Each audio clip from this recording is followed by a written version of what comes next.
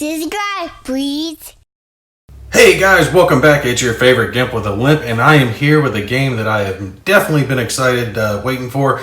It finally got to me just a couple days ago, and it has been on my table ever since as I've been poking around at it, learning it, and just getting my hands all over it.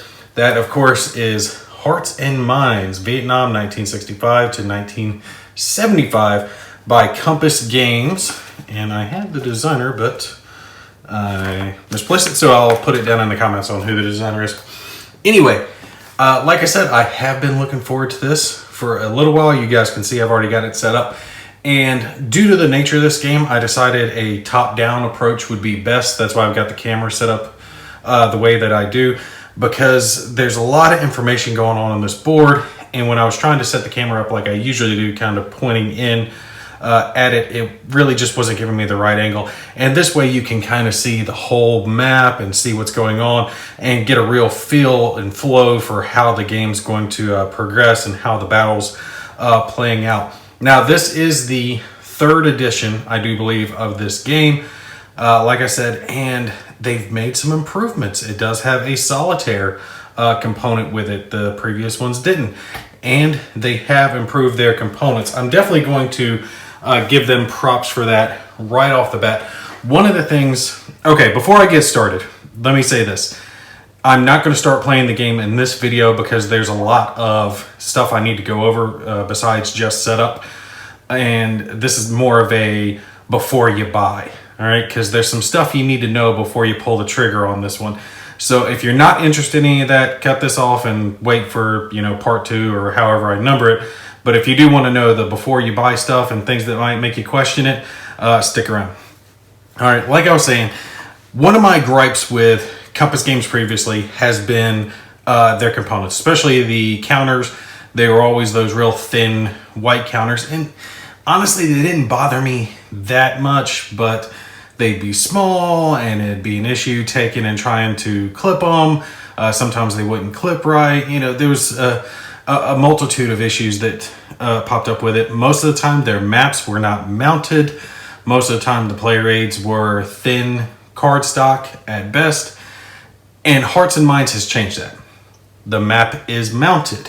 The counters are the nice, thick, see if I can get a good view in there for you into the camera. You guys can see that. Nice, thick, pre-rounded counters, punched out so easily, no issues, no tearing, no problems whatsoever.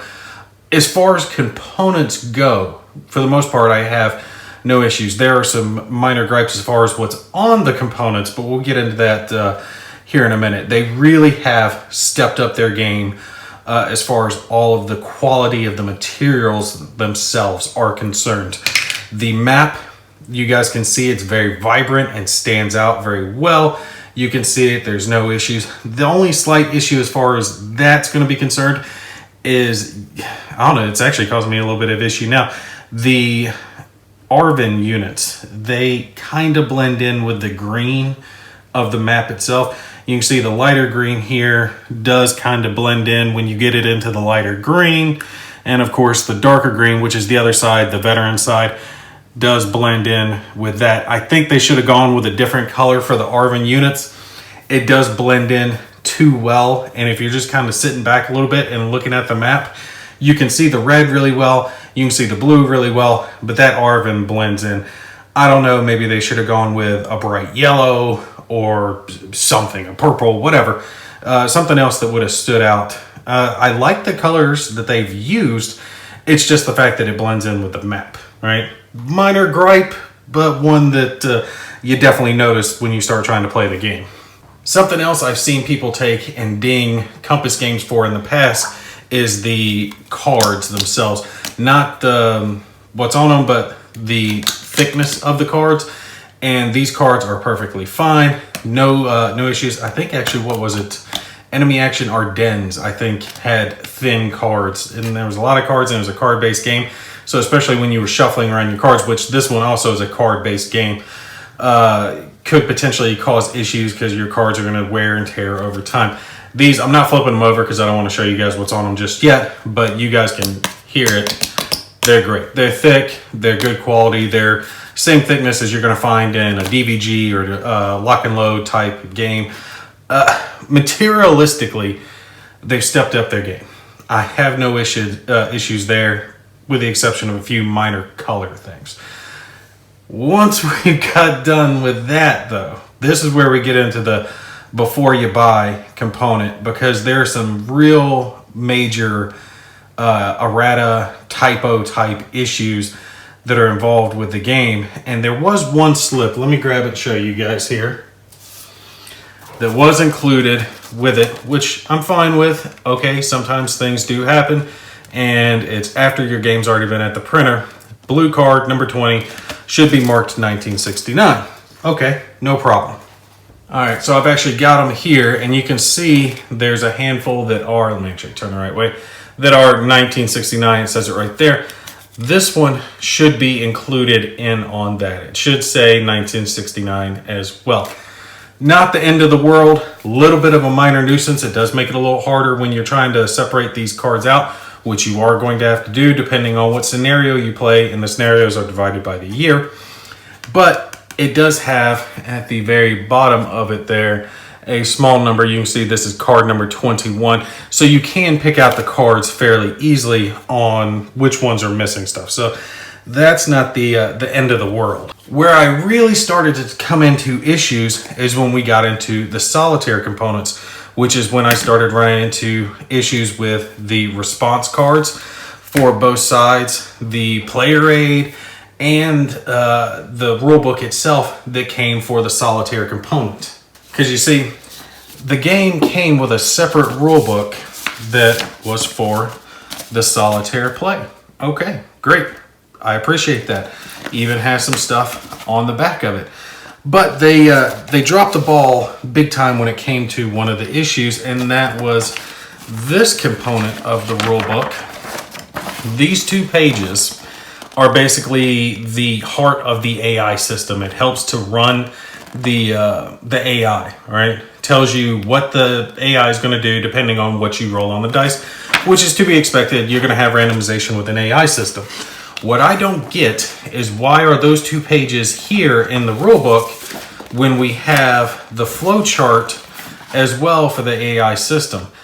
This is great. Okay, they included this flow chart, but why aren't these 2 pages also separate from this little rulebook? Because as it is, now when you're wanting to play with an AI system, you guys are seeing how much I have to take and pull out. I have to have that Solitaire rulebook out as well. I went ahead and solved the problem myself by taking and scanning the page that I'm going to need, because I'm going to have the red guy play as the bot. So I went ahead and scanned the red page and put it onto a thick piece of cardstock type paper. So I kind of created my own player aid. And this will work, but this is an unnecessary step. These are nice and thick. These are thicker than the cardstock that I have. Nice glossy coating. This is one of the other player aids for the game, which has all the information that you need to play it single or multiplayer. Great. Oh, and speaking of which, that's also on the board. Top and bottom. Excellent. I mean, that's thought right there. That's thinking ahead, because your opponent is going to be across from you. So not only do you have it here, you've got it right in front of you on the board on each side, so each person can see it. How do they think to do that? Such an excellent, well thought out maneuver, but not include one more single sheet of cardstock, of player aid, with the bot for one side on one of it, and then, you know, the other side would have the other bot on it. That's it. Just a single sheet of extra paper would have made a world of difference there, and would have saved the trouble. I know I'm not the only one out there that does not like to have the rule books or any of the other books out while I'm playing. I prefer to read the book, and once I have the book down, that's when I want to take and have player aids to cover the majority of the game. I don't mind taking and digging into the player aid or to the rule book to clarify something, but once I'm in the game, I want to focus on the game. I don't want to have a book in my hand the whole time while I'm doing it. And with this, you're going to have it unless you take a step to print out this sheet yourself.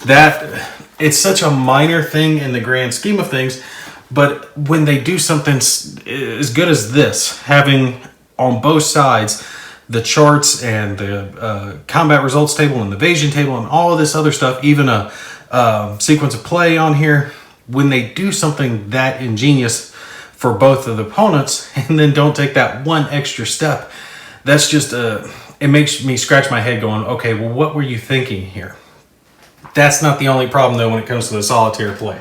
I did some digging online because I was wanting to try to make sure that there wasn't already an errata out, and there's not as far as this is concerned at time of filming, okay?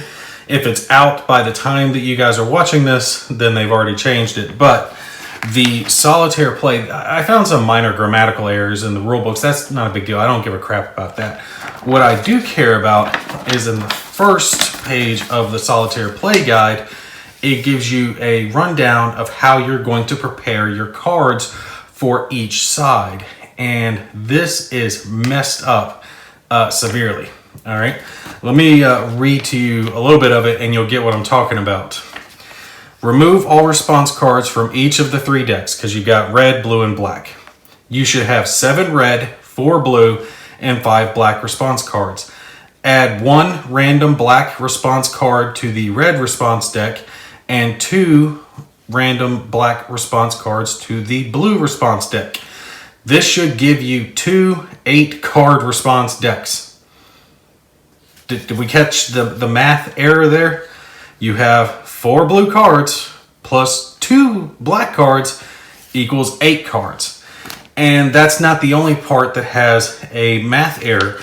Right down below it, when we're going over not the response cards, but the regular cards, because without getting into the rest of it, there is 3 decks. There's the MVA, there's the South Vietnamese, and then there's the neutral. All right, so you've got red, black, and blue. So it can give some variety to the game. You're always going to have your red cards and you're always going to have your blue cards, but you're going to have a random variety of those black cards. Good, cool, love that. Gives the game some variability. You're not always going to have the same stuff. But there's some prep involved with that, especially for solitaire play. When you get into those cards, you should be left with a 10-card red deck, a 15-card blue deck, and a 20-card black deck. Add 5 random black cards to the blue US deck and add the remaining 15 black cards to the red deck. Both play decks should contain 25 cards. Brr. Like, okay, how do you take and have this get past the quality control? You've messed it up on both the response cards and this. The blue side is short by 5 cards. I went ahead and just ran it as 5 cards short because you can take and shuffle it up and restack to get yourself a new deck. So for solitaire play, I'm going to have the blue side be just the 20 cards and the red be 25 cards. I haven't seen anything else referencing that. But 5 plus, where 5 plus 15 is 20. I don't know where they get the 25 here. I don't know what the correct amount of cards is supposed to be in there. And then 4 plus 2 is supposed to be 6, but they've got it listed down as 8. What I ended up doing with this is actually creating 2 8-card sized response decks and just giving the blue side more of the black cards, because you do have, it is 5, right? Yeah. You got 5 black response cards here. So I took 1 to the 7-card red deck, giving it 8, and took the remaining 4 to the 4-card blue deck to give it 8. I figured that's the closest that I could understand what they were actually trying to go for. And I left this at 20 and 25 to see if that's close enough. That's not even getting into the campaign cards. And as far as I know so far, there's no issues with the campaign cards.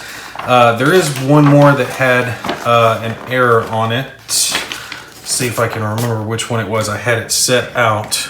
I think it was one of the blue response cards. Yep, and it was another one because it told us to pull out all of the blue response cards, right? They have response down at the bottom of them.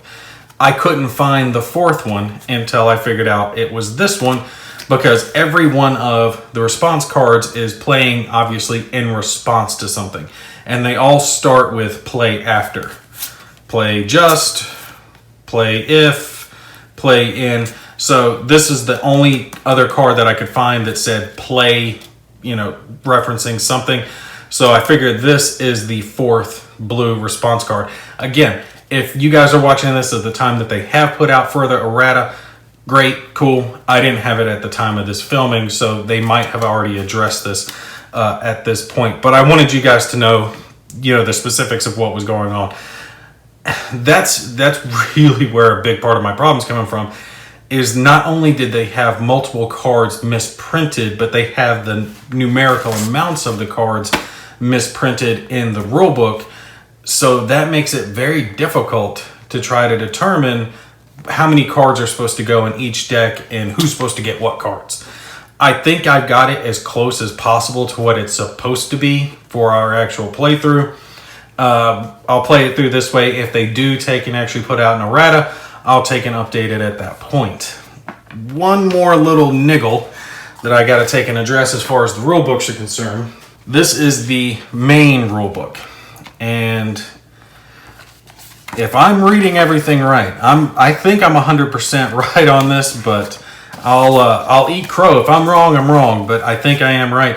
When it's in the back of it, it's got an example of play, and I do believe the 5th resource point that it talks about in the example of play, it does take and show the wrong result as far as the rules are concerned, because the rules do reference when you get a number for a battle result, that many units have to be removed.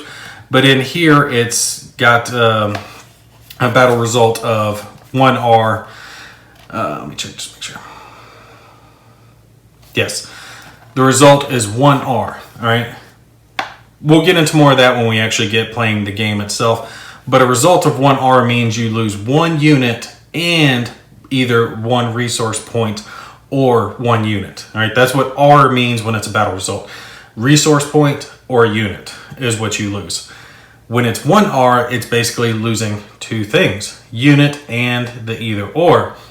This, when it talks about it, only references the either or, and it forgets about the 1. So I believe this is actually supposed to be just an R result, not a 1R result due to the rules. And then when you get down into the bottom piece, when it was referring to this battle that happened earlier in the picture, it talks about the fact that they took out the artillery to save the tank because the red guys have a hard time retaining their tanks. But in the picture, they showed the tank as the one that's been wiped out. And this is me trying to learn the game. This isn't me going through looking for errors. And when I'm finding this many errors into it, especially into the solitaire play, I have not found that many as far as just the base game itself is concerned. It seems like a lot of them are associated with the cards and the solitaire play. It's not instilling me with a lot of confidence before we're getting ready to get started into the game. And it's disappointing because it looks so beautiful. They did such a good job on it. It's gorgeous. The counters are gorgeous. The cards look good. Everything's thick and stocky.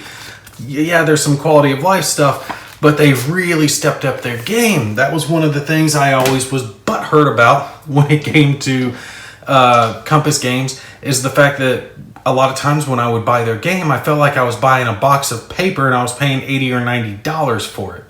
I really felt like it was overcharged, but their games are so good most of the time. I love Silent Victory. It's one of my all-time favorites, and there's some others I won't get into the list, but I love Compass Games stuff. That's why I've been willing to overlook it. It's the hooker that you might not take home to mom, but damn, she's good, so you'll pay a little extra for it. And they did a great job on this, and it's like she's got warts now. It's driving me nuts.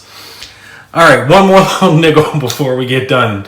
If you guys watch Gimpy's Gal Guesses, you'll know what this last thing is. What the hell are these? I freaking love them. I mean, honestly, I'm glad they're in here. I've got so many damn D6 that I love the fact that these dice are huge. I'm going to give them to my kid and let him play with them, but they're the size of my nuts. I mean, come on, seriously? Who's going to roll these things? They're not going to go through my dice tower. There's no way that's going to work. I'm going to have to use my own dice. Just understand that if you like big, and these things are heavy. They got some heft to them, right? So if you like big, heavy dice, cool. I'm not hating on them for this. All right, don't take this as a negative. Take this as a neutral, whatever floats your boat. I like having these just because I think they're neat, and I'm gonna play with them with my kid because he'll get a kick out of it. But they're not practical for play. They are heavy enough that if you try to roll them on or near the board, they are going to knock your stuff around. You can hear they've got some weight to them. So they're not practical, but they're neat. You know, take it as what you will for the dice. I don't know. Maybe they were just like, you guys were complaining our dice were too small before. You know, complain now. You definitely can't complain because these things are freaking awesome. All right.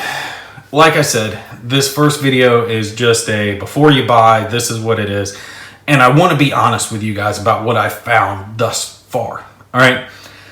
This, from what I've read on the rules, and the rules themselves are not long. It's only 19 pages and it's thick typeset. So a lot of pictures. It's not a hard game to learn per se. I think the Solitaire stuff could use some tweaking as far as the rules are concerned, but the game itself seems solid from what I've read on the rules. So if you want to play a game like this, it looks like, from what I understand of it so far, that it's going to be a good card-driven Vietnam era game. All right, you know, if this is what you're looking for, you could definitely do worse. All right, I just wanted you to understand some of the drawbacks before you pull that trigger, because it's going to cost you a little bit. Now, if you get it soon, I do believe they're still selling it at the like pre-order type price, which is like 60 something.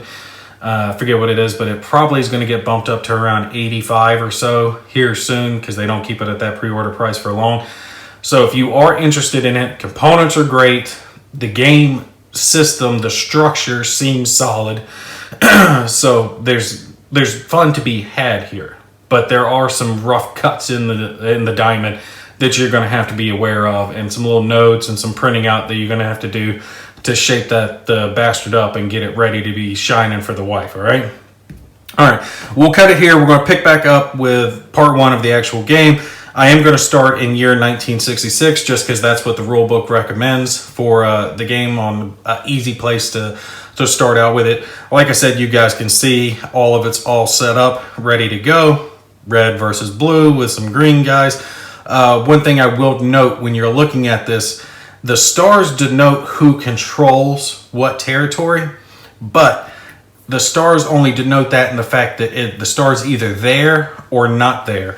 So the red starred areas are controlled by the north, and the blank areas are controlled by the south. The ones that have the other stars, those are actually called pacified. It's a bonus that you're trying to do on top of actually controlling the areas. One little thing I wanted to point out before we got started with the playthrough itself. But anyway, we'll cover all that in the next part. That's going to be it for me. You guys take care. I'll catch you in the next one.